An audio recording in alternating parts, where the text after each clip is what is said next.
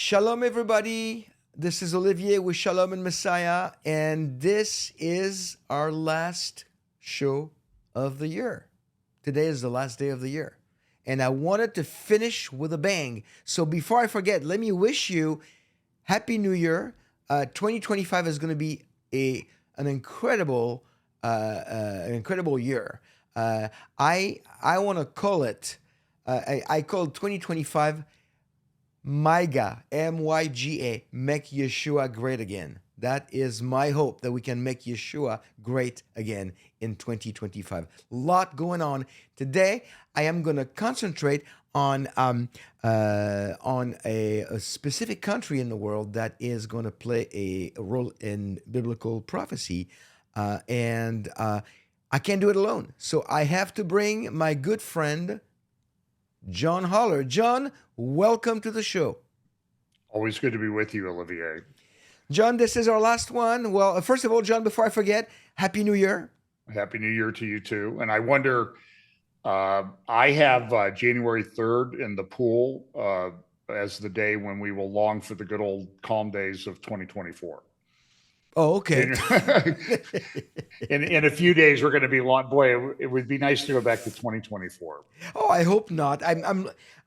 We have so much to look forward to in 2025. I think it's going to be a great year, and I really, truly, my prayer is that we can make Yeshua great again in 2025. We can really bring him back to the forefront, speak more about Yeshua, Jesus, and make him more of a reality. And that's until he returns. I'm excited for 2025. But right now, there's something that you brought up to me, and it really piqued my curiosity. I'm aware of what's going on in that part of the world, but you always bring some details that I'm not aware of. So friends, before we get started, make sure you subscribe to the channel. Let's make it double in 2025. Okay. Tell your friends, subscribe. Give us a thumbs up. Remember, the Devotionals have moved to their own channel at Olivier's Daily Devotional. That's where they are. They are on their own channel now. That's where you find them. And of course, if you want to support our ministry at Shalom and Messiah, you go to shalomandmessiah.com and you can connect with us. You can support our ministry. We're a faith-based ministry. The Lord has really blessed us in our first year, and we can't wait to see what He's going to do in 2025. John, before we start, let me set the stage a little bit. I'm going to go into a chapter that you and I and our friends mentioned quite often. It's the prophecy against Gog. It's Ezekiel 38. Okay. I want to read a couple of. The reason I want to read the first 6 verses is because it gives us some countries, and I want to connect some dots. And the word of Yahweh came to me, saying, Son of man, set your face toward Gog of the land of Magog, the chief prince of Meshech and Tubal, and prophesy against him, and say, Thus says Lord Yahweh, Behold, I'm against you, O Gog, chief prince of Meshech and Tubal.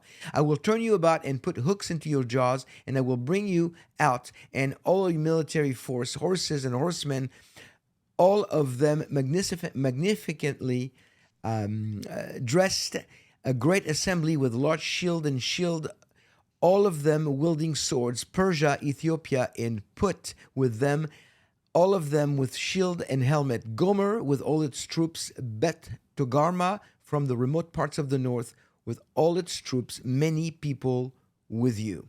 So that's the first 6 verses of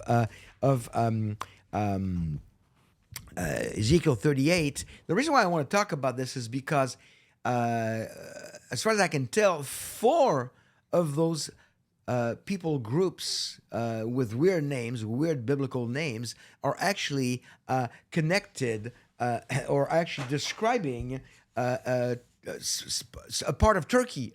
And I have him here: Meshech, Tubal, Gomer, and Bet Togarma. All 4, when you look at historical. When you make the historical connection, geographical, archaeological connection, they all represent some part of modern day Turkey. Not everybody agrees on every single name. I'm going to go with those four. And actually, you and I haven't even discussed that ahead of time. I don't know if you agree with those fours or with me. Uh, but there's several of those at the very least pointing to Turkey, and that is going to be the topic of today, Turkey. So, you have a comment to make on on those verses first? Yeah, one, I think that those verses are referring in great part to Turkey. Now, I think when I look at Bible prophecy, I kind of put things into little baskets. Well, now they're giant buckets because I take the evidence supporting a particular view and I put it in that basket. Right. So let me just back up about 15 years. I was at a prophecy conference in Phoenix and at a Lutheran church of all places, if you could believe that.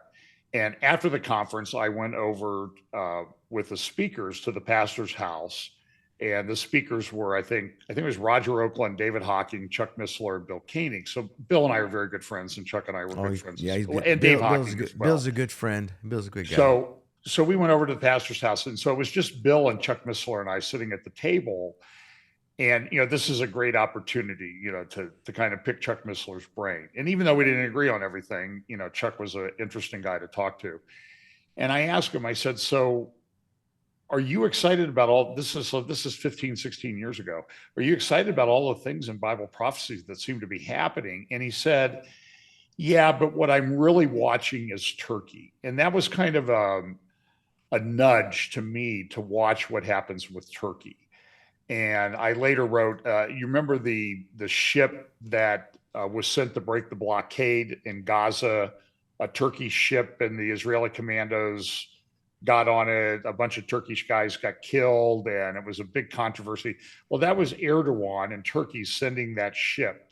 And I'm going to go back 2 weeks to show how I think the start of me sort of trying to congeal all this together. Now, we've had an amazing, I don't know, 3 months with what's happened in the Middle East, the Grim Beeper attacks, the taking down of You Nasrallah. say real quickly, John. I think people need to pause for a second. I want to read some of those Sure. achievements because they are achievements. The 700 raids conducted into southern Lebanon by the IDF after October 8th, 2023. Operation in Syria, where Israeli commandos dismantled a major manufacturing facility of Iran. Excuse me. The assassination of Ismail Haniyeh in Tehran, the beeper. I mean, who can forget the beeper operation? The day after that, going back to the walkie-talkies. Let's get the walkie-talkies as well.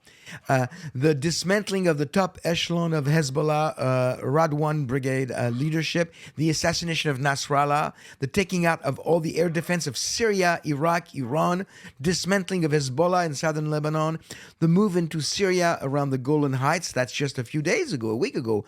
I mean, it's on and on and on and on. And in the meantime, they're continuing to they being Israel, continuing to kill more terrorists in Gaza. It's like they just had a major operation just like hours ago, and so those are all the things that have happened that are converging. So you were mentioning all those things. I Right. wanted to give our audience an idea of what they are. And so what's open now, though, is the question is how much is Turkey behind a lot of this? So, as I said, Missler said, watch Turkey. So I've been watching Turkey for a long time. I followed Erdogan in his career for before that message, that talk with Chuck Missler. I've been following him. Erdogan is a Muslim Brotherhood guy. And interestingly enough, Bill Koenig and I have birthdays 4 weeks apart in the same year. And in between us, there was a guy born in Turkey named Erdogan. So he's 2 days younger than I am, and so I guess I share the same birth month and everything with this guy. But he's Muslim Brotherhood. He's been very clever the way he's done this. So let's go back to we did the ship. So then in 2016, there's a attempted coup in Turkey. Erdogan was able to put that down with help from Putin and Russia.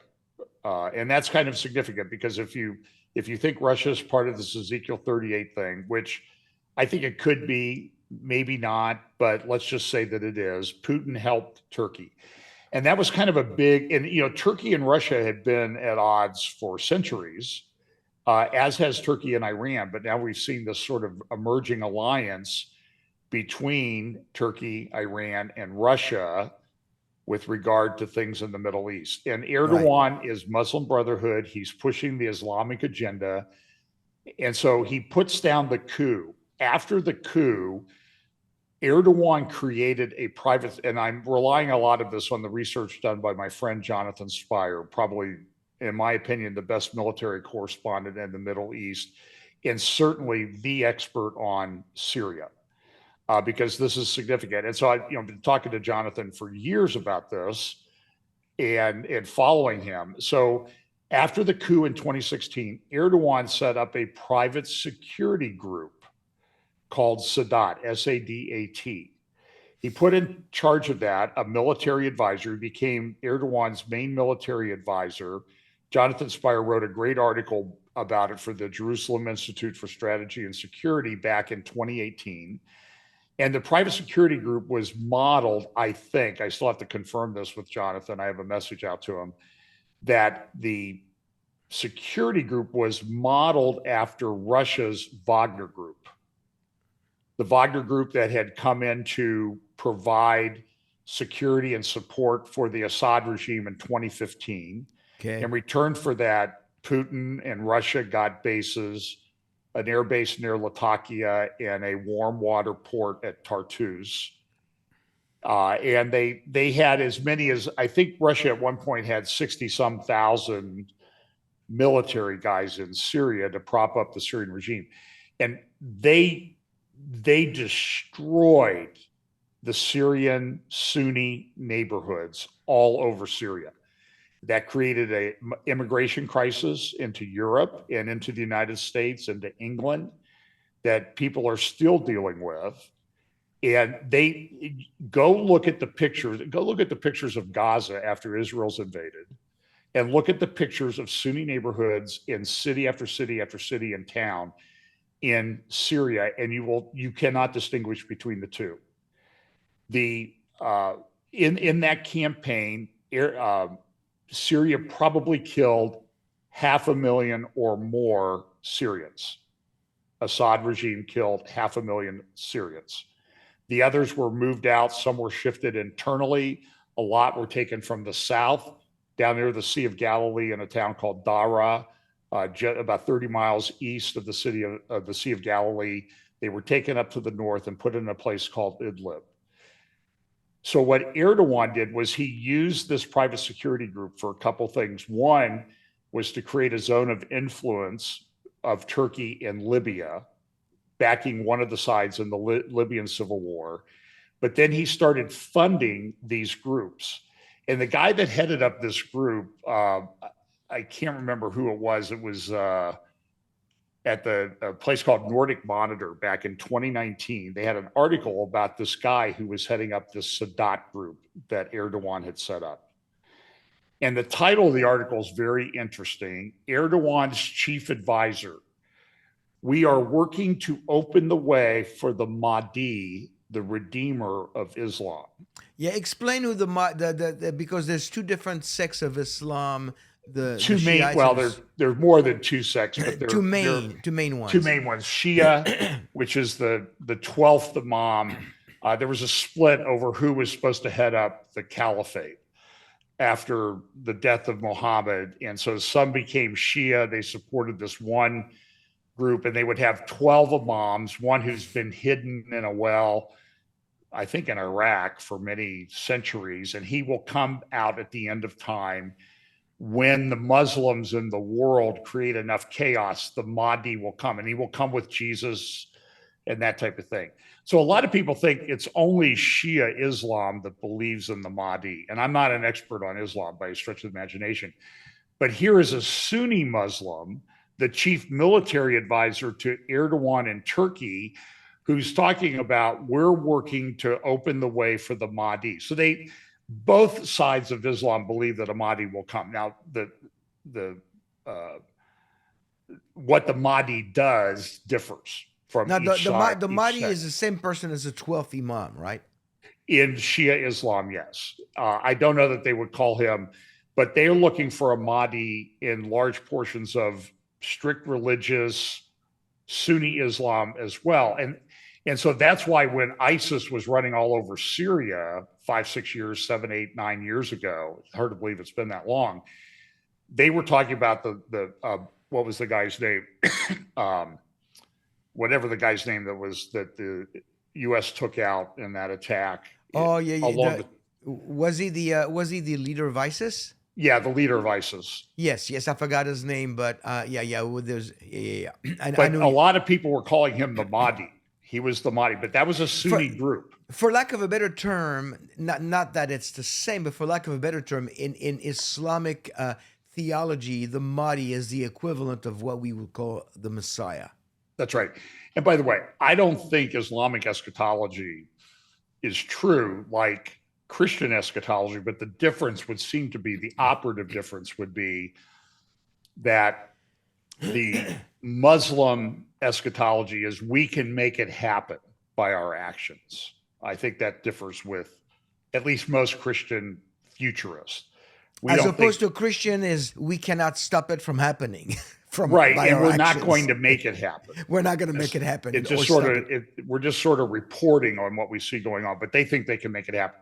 So here's this guy talking about the coming of the Mahdi, and Jonathan's written some other articles about this. So about this private security group, but back in 2020, I think it was 2020 or 2019, I guess it was 2018. Erdogan's shadow army, the influence of Sadat, Turkey's private defense group, and then he wrote some follow-up articles on it too, as well as to how Erdogan was working with these Islamic groups, including ISIS, in Syria to be patient. Let's just be patient about how all this happens. We're going to get there. We have a long-term view. So a couple of weeks ago, Erdogan makes these speeches all the time, and I try to follow him and get the translations, as painful as this is. But during the speech, it was his party, AKP party, that he heads up in Turkey, and they're starting into an election cycle, so he's going to be speaking even more than regularly. But he was doing the speech, and in the speech, the crowd interrupted Erdogan, and they started chanting, "Chief, take us to Jerusalem. Chief, take us to Wow. Jerusalem. Chief, take us to Jerusalem." This was in his party's talk. Erdogan responded in the talk, and he said, "Victory comes to the patient." So that sort of gives you an idea as to how the long-term view that he takes of things. And which is, by the way, which is not uncommon for Islamic ideology. Patience is a big, big part of how Islam has taken over parts of the world. You look at Europe. It took them 50 years to get where they are right now, and many countries in Western Europe are completely taken over by Islam, and it's just not going to get any better. And patience is a big part of the way they function until they gain control. I was watching videos this morning of dozens of cars being burned in France. And this has been a problem. We had friends who were missionaries planting churches in France. And they said we would call people, a car would burn. They lived in Lyon, and when the cars would be burned, they would call the police. And as soon as they described them as people that appeared to be of Middle East extraction, the police would get in the car and drive away, never take a report or anything. And this has been happening in France, as you know, for a decade or more. Yeah, oh, more than that, more than that. I mean, I've been in the States since 1985, but I go back to France. I used to go back a couple times a year, not about at least one time a year for ministry, and things have shifted and changed. And in France is still to this day the largest Muslim community in all of Europe. But let's go back to Okay, Turkey so because let's go back to the other thing because we need to keep on track with the time and everything. So a couple days after that, one of the coalition partners, it's a parliamentary system in Turkey, so nobody gets a majority, so they cobble together these coalitions, just like they do in just like in Israel, Israel, yeah. to elect the prime minister or Erdogan was the prime minister, and then when he couldn't run anymore, he changed it over to the constitution to president. He's probably going to change the constitution again to continue in power, I think. But one of his coalition partners in the legislature gave us a speech, and he said, if the fall of Damascus has happened, the fall of Jerusalem is imminent. So you got to kind of piece all these things together. So I started researching it, and I'll share a graphic. So I came up with, and by the way, in late July, Erdogan threatened Israel with a proxy war. If you don't do what we want to do, we're coming after you, Jerusalem, just like we came after Libya and Armenia, because they were involved with the Azerbaijan and the dispute there. So you sent me that graphic last night, and this is what we do in the show today. So the graphic on the screen here is it's got a lot of information, a lot of different visuals. So but yeah, I think we need to put this in the context of like the Ezekiel 38 alliance. And I would suggest, I think this is probably pretty controversial. I'm not so sure that this is in a Daniel 8 scenario which implies a contest between, I think, Turkey and Persia, Iran at the end. Iran is very weak right now. Yeah. It may fall. And believe me, if Erdogan could cause that to fall, and he could do it without his fingers getting the stink on his fingers, he would do it. So we're recording this on December 31st. So January 1st in the morning in Istanbul. That's tomorrow, basically. Tomorrow, yeah. Erdogan's son is leading a demonstration. Now, they did one last year. It was enormous. Tens of thousands of people massed on this bridge, the Galata Bridge, which I think is the Galatian Bridge in Istanbul. So they have this graphic. So if you look at the graphic, and so I see three buildings. So tell me about the building. Okay. The building on the left looks like a mosque. Okay, yeah. So the main in the white, the Bir Güneş Doğar, that means the sun rises. And so behind that, you see a sun rising over Istanbul, which, by the way, was part of the Roman Empire. And the eastern leg of the Roman Empire lasted 1,000 years longer than the western leg, the European leg of the Roman Empire. Well, Istanbul is the same as Constantinople. And by the way, Steve Bannon is selling a T-shirt now saying "Free Constantinople," because so it's just kind of interesting, the convergence of all these things. Okay. So the sun is rising. This demonstration is being led by Erdogan's son, who I believe his name, if you unpack the meaning of it, also has something to do with the sun, S-O-N, is the sun, S-U-N. I think that's significant because his son's, he's in his 40s. And Erdogan's 70 now, so he's not going to be around long. So the sun rising is made of two flags, right? The left is the Turkish flag, and the right is the modern Palestinian flag. What do you call it? The Fakistinian flag. Yeah, the Fakistinian flag. Yeah. Because they were made up as a people group in 1964 by Russia, which is kind of interesting, but that's another whole program. That's another, yeah. And I did a video on that. If you look at the top of that poster for this march on January 1st, it says, Dun Hagia Sophia Bugün İmavi Yarın Aksa. Yeah. So the translation of that is yesterday, Hagia Sophia. So if you look on the left part of that graphic, you see this giant building with a dome and minarets. It looks like a mosque, but originally it was not, right? No, it's very significant. It is the largest church ever built in the history of Christianity. It's enormous. It's in Istanbul. It's on the west side of the Bosphorus. It's near a big plaza that has a grand mosque called the Blue Mosque. Is it bigger than Notre Dame in Paris? I believe so, yes. Wow. Yeah, it is the largest church of Christendom. Wow. And so it has. Now, we don't need to argue about theology and whether their theology is correct, the fact is that Erdogan and the Muslims think it's Christian. That's what's important to remember. Right. So when Ataturk created the modern state of Turkey 100 years ago, almost exactly 100 years ago, he secularized the state. He wanted to get away from Islam. He wanted to get away from the Islamic Ottoman Caliphate, which had ruled for 400 years. Suleiman the Magnificent built the walls of Jerusalem as you see them today, back in the 1500s, I believe. And as everything fell apart in the Ottoman Empire after World War I, the colonial powers at that time, this is kind of interesting, the colonial powers at that time, the British, and the French, split up the Middle East. They just kind of drew a line on a map. They didn't know, they drew it down through, the Middle East is very tribal. It's a thing that we don't really understand very much in the West. That's true. And they just kind of drew the map, and they gave the French the stuff north of the line and the British the stuff south of the line. So the Brits got Transjordan. They got what's now the state of Israel.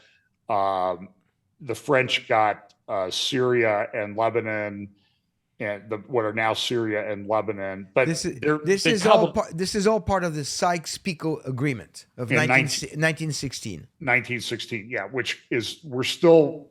I mean, Carolyn Glick's done some programs on it recently. Yeah. We're still dealing with the mess of that. But it's interesting that the colonial powers did this. You need to understand that Turkey itself has been colonized by Turks, by Turkmen. This is incredibly significant prophetically. They're not the natives of that region. They came from Central Asia, the Turkmen people of Central Asia, which I think is this Magog thing, the Stan republics, right? Kyrgyzstan, Uzbekistan, Tajikistan, and all those other Stan republics, including Afghanistan and Pakistan, who are at war right now as well. And nobody protested. The thing is, nobody protested when Assad killed 500,000 of his own people. There were no marches at Harvard or Yale or NYU or don't get me started on the double standard between right. Israel I just pointed it out because I world. know it's a trigger for you. Oh, absolutely. But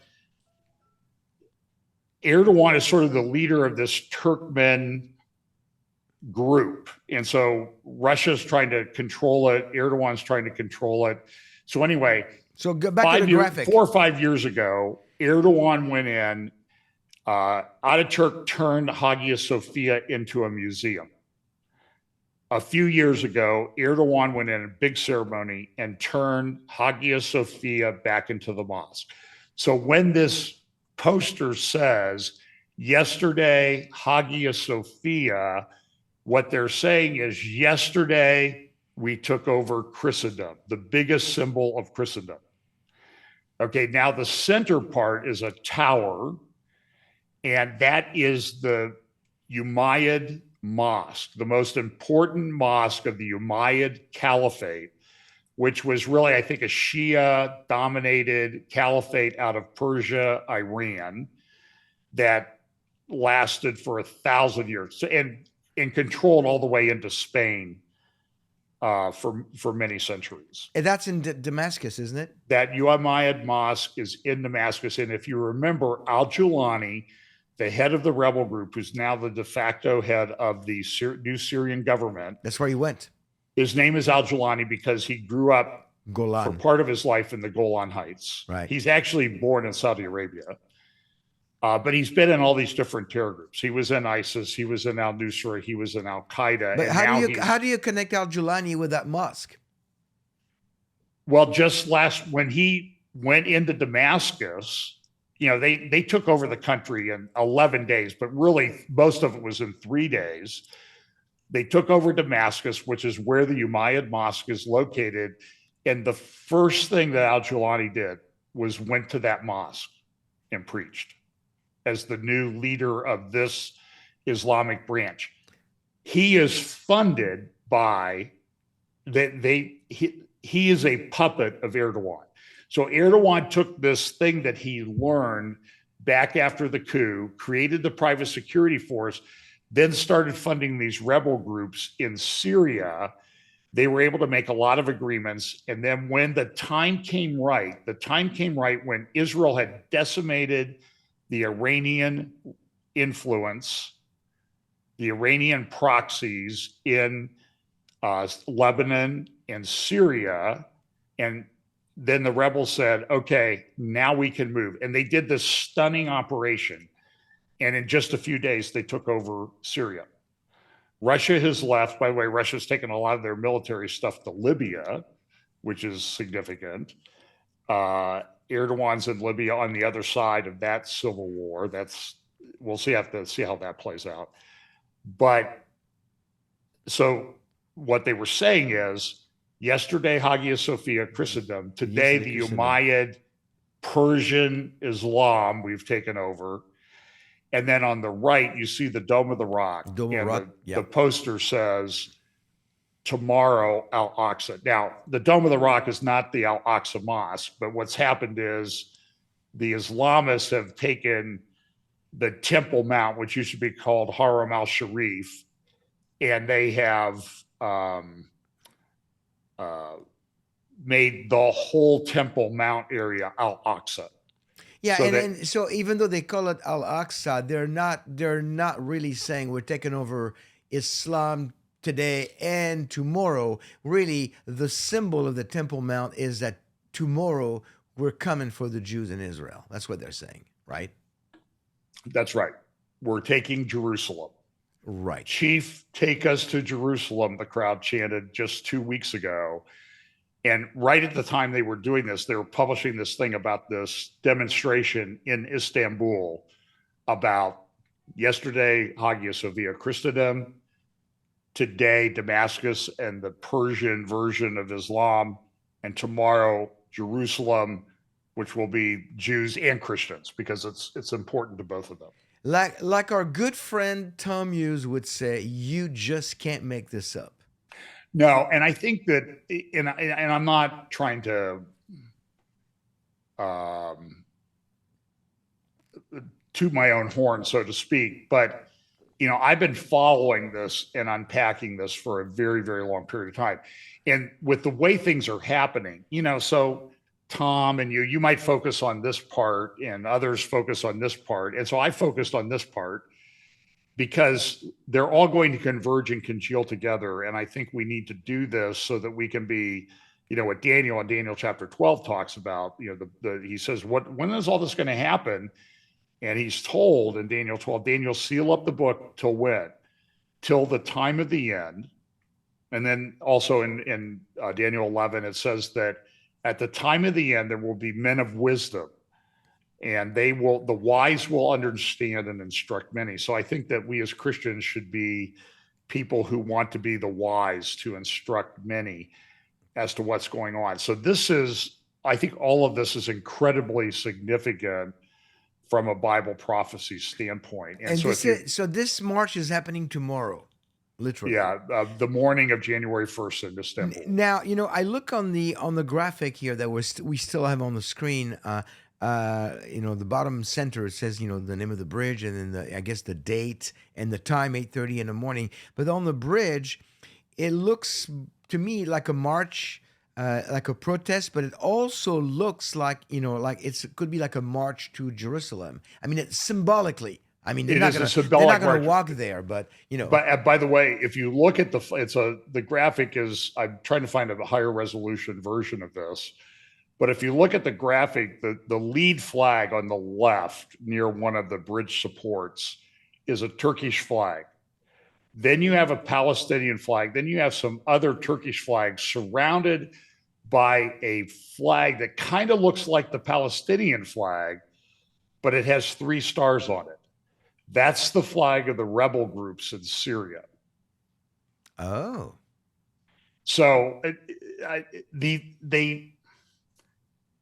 religion uses these symbols all the time. I talk to you about this as that a lot of stuff is very symbolic. In the new Israel My Glory magazine that just came yesterday, our friend Randall Price has an article about I don't remember. I don't have the magazine sitting in front of me, but part of the article, he talks about, I think the title of the article is Digging Up Saul, King Saul, the first king of Israel.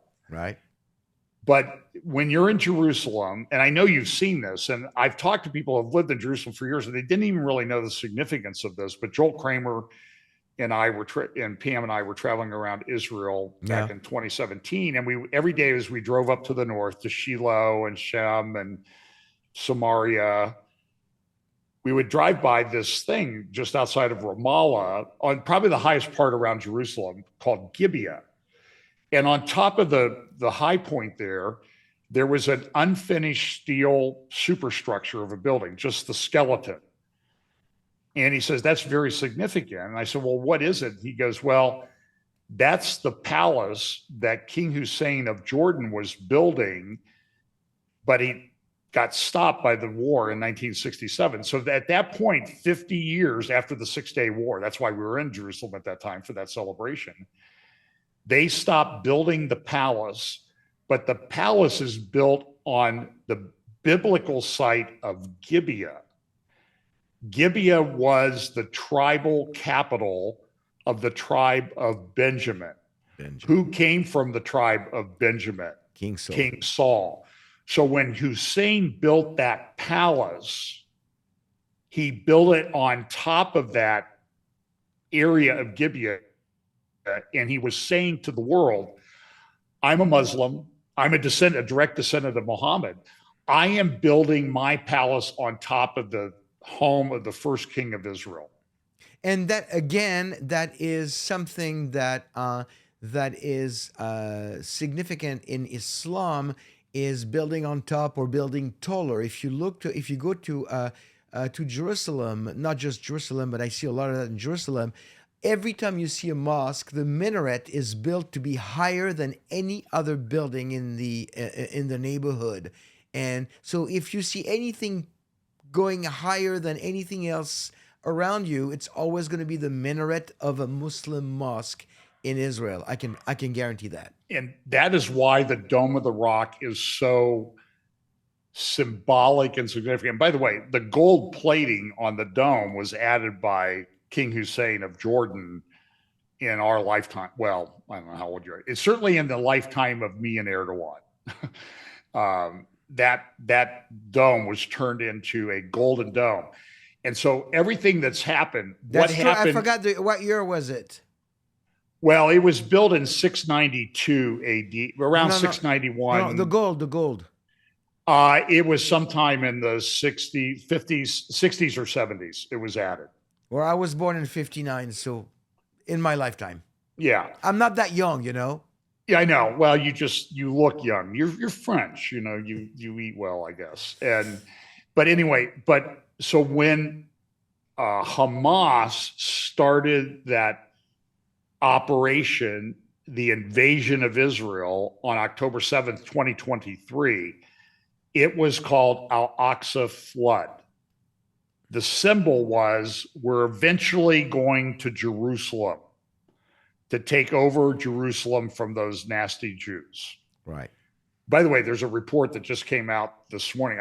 Or yesterday or today, I saw it referenced in the New York Post, that Hamas planned that operation. They hacked security cameras, cell phones, and other things for years, planning that operation on October 7th. Hezbollah was doing the same thing in Lebanon to plan an invasion. That's why when Israel took out the Rod one, so everything is converging, is what I'm trying to say. And so everybody talks about Al-Aqsa. Let me just say one more thing, because we could go for a very, very long time about this. Right. In December of 2017, a U.S. president by the name of, what was his name? Donald Trump announced, I think it was December 6th or 7th, 2017, I am moving the United States Embassy to Jerusalem. Right. That created a firestorm in the Islamic world. One guy stepped forward. He organized all of the Islamic countries, those 57 Islamic states, to come to Istanbul for a meeting about the Jerusalem problem. it was in all of his mouthpiece newspapers in Turkey for a couple of weeks. And in one of the graphics in one of the magazines or newspapers called Yeni Sefak, he published, and I've used this many times in my updates. I think I just used it this past Sunday. He published a map, and it was like, what if the Muslim armies came against Israel? And it showed, the tanks and aircraft and everything all pointed towards this little red dot in a sea of green Islamic countries. Correct.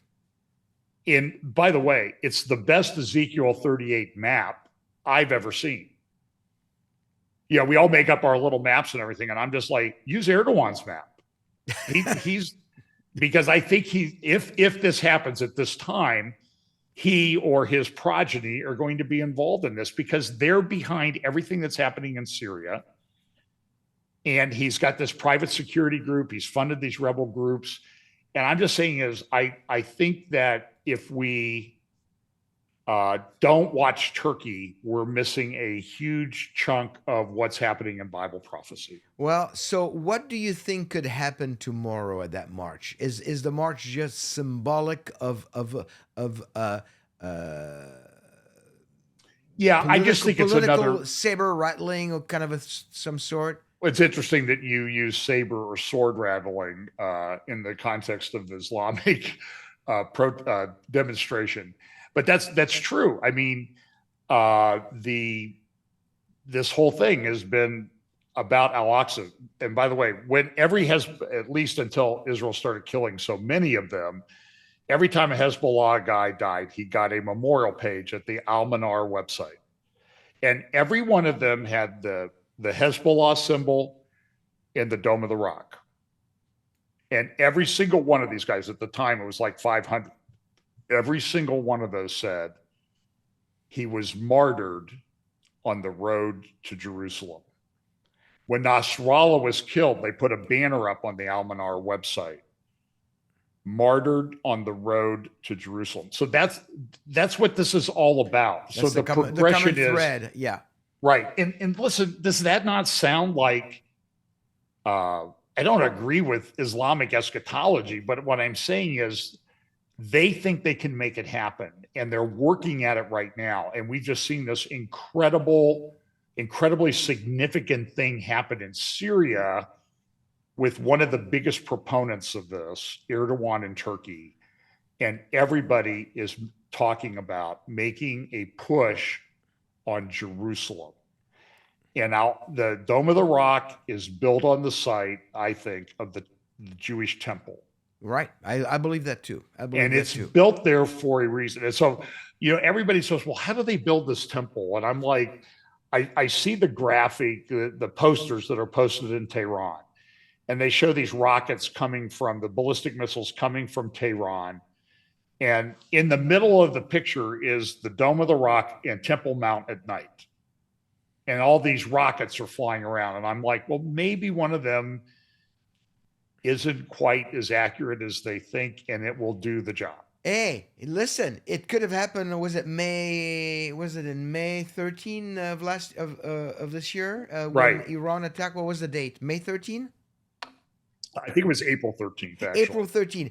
The Iron Dome stopped a couple of rockets that were coming down on the dome. Right. But then they did that huge ballistic missile attack in early October. Right. That led to the Israeli response the end of October that took out. And in the meantime, they did that was right after the beeper attacks. That was Iran's response to the beeper attacks. Yeah, but what I was saying is that they actually, if the Iron Dome had not stopped them, they would have fallen on the Dome of the Rock. It could have already happened. It could have happened. The destruction of the Dome of the Rock. That's all I'm saying. Well, but if you remember back during the Gulf War, the invasion of Iraq back in the early 90s, Saddam was the leader of Iraq, was throwing Scud missiles. Scud, SCUD, sure could use direction, I think is how they termed those, because they were very inaccurate. Right. And the word I got from people in Jerusalem was that when those Scuds started flying, I think there were 35 of them, some of the Orthodox Jews would run to the Kotel, to the Western Wall, and pray that one of them would hit the Dome of the Rock and save them the trouble of having to demolish it. Right. So I don't know how all this plays out. I'm just telling you is that one of the leaders of the Islamic world, probably the most predominant one right now, is Erdogan in Turkey. And all of his the symbols and things that we're using is we got Christendom, we got the Persian version of Islam. Now it's on to Jerusalem. Yeah. Yeah. Well, John, like you said, we could go for at least another 2 or 3 hours, but I think we gave our audience. We don't want to overload our audience with too much of that right before New Year's Eve. I mean, come on. Well, we should probably do a roundtable on it at some point where we can Yes, just sort of sit and talk for a couple hours. that would be good. We'd have like 3 or 4 people, and maybe you can organize that. I'd love to be part of that. Okay. But it's gonna have to wait until next year because I'm too busy. Yeah. There's not a lot of time left in the year. I Yes, guess you've put off all those projects until today. That you said exactly. they were on your list to finish in 2024. Exactly. Well, John, you know what this does for me? Um, I'm looking at this and I keep looking at all those things, like you mentioned that a couple of times in our podcast, those things converging. It started by reading Ezekiel 38 and all those events and places and people converging to what we know is going to happen. And to me, it's not scary. It's not something we can't control it because God is behind it, Mm-hmm. and God is either going to make it happen or allow it to happen for his final chapter to exactly be fulfilled, like it's written in the Bible. And that to me is an incredible encouragement. It's not scary. It doesn't make me freak out. It encourages me to be in the word more. And this is my encouragement for all of you watching today as we close the year. Uh, I hope that 2025 will be a year when you're going to dig deeper in the Word of God. Be in the Word every day. Do your devotions, but also study the Word. Connect with. There's quite a few of us who publish podcasts and videos on a regular basis. John is one of them. I'm another one. All the regular the usual suspects: Brendan Holthouse, Tom Hughes, and the many more. Kurt Can Reed, everybody. Yeah. Kurt Reed, Bill Koenig, all connect with solid teachers and dig in, get more, rooted in biblical truth, because 2025 is going to be a very interesting year. And I would say definitely keep an eye on Turkey, because I mean, John, you brought some really good information. Thanks again for bringing that up to me. I mean, this is fresh. We just got this. I just got this last night. We made a show for you today, and this march is going to happen tomorrow. Who knows what's going to happen? We know one thing for sure. Regardless of what's happening tomorrow in Turkey and out of Turkey and in the Middle East, we know one thing for sure is that Jesus is coming back, and That's that right. you do not want to be on the bad side of God when that happens. You want to be in God's family. And I usually finish my podcast always by telling people, if you're watching and you're not sure that you are a child of God, that you are part of the family of God, when today is your day. How great would that be for you if you're watching and you don't know that on this last day of 2024, you would say, Lord, I'm separated from you. I'm a sinner. I want to become part of your family. I believe that Jesus, Yeshua, died and rose again. I believe that he died instead of me. And I invite him in my heart to be my Savior. How great would that be if you could do that today, if you've never done it before? If you do that, please let me know in the comments on the video. I want to personally welcome you in the family of God. But that's the most important thing you can do in 2024 or 2025. But don't delay it. John, thank you for being on the show. Final word? I would just second and amen and applaud everything you just said. I think that's what we should be. We live at very interesting time. Yeah, What the prophets told us about centuries ago, millennia ago, those will unfold in a real world. And right now, it looks like we're we're in it. living in that world. We're in it. And stick to the word, Hmm. believe in Yeshua Jesus, and be blessed. May 2025 again. My prayer is that we make Yeshua great again in 2025. Amen. Be blessed.